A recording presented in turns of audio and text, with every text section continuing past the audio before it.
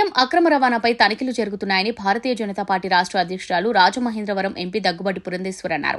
అనేక సందర్భాల్లో బీజేపీ ఈ అంశంపై పోరాడుతూనే ఉందన్నారు. ఈ విషయాన్ని AP deputy CM Pavan Kalyan serious గా తీసుకోవడాన్ని స్వాగతిస్తున్నామన్నారు. కాకినాడ పోర్టును కేంద్రంగా చేసుకుని విదేశాలకు అక్రమంగా బియ్యం రవాణా అంశాన్ని తాము కూడా గతంలో ప్రశ్నించామన్నారు. ఇప్పుడు ఆ ప్రాంతంలో పవన్ పర్యటన ద్వారా తమ వాదనకు బలం చేకూరిందన్నారు. రాష్ట్ర పౌర సరఫరాల శాఖ మంత్రి నాదెండ్ల మనోహర్ వివిధ ప్రాంతాల్లో చేసిన తనిఖీల్లో రేషన్ బియ్యం అక్రమ రవాణా, గోదాముల్లో నిల్వలు బయటపడ్డాయన్నారు.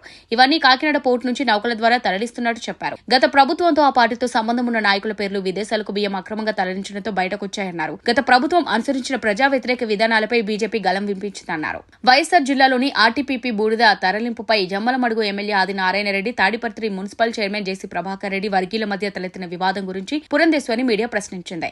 దీంతో ఇప్పటికే సీఎం చంద్రబాబు వారిద్దరిని పిలిచారని ఎమ్మెల్యే ఆదినారాయణ రెడ్డి సీఎంకు తన వివరణనిచ్చారన్నారు. ఇది ఆ ఇద్దరు నాయకుల మధ్య వ్యాపార సంబంధమన్నారు. రాష్ట్రానికి తీసుకురావాల్సిన నిధుల గురించి కేంద్రంతో చర్చిస్తున్నామని, పార్లమెంట్ సమావేశాల్లోనే పలు అభివృద్ధి అంశాలపై మాట్లాడతామన్నారు.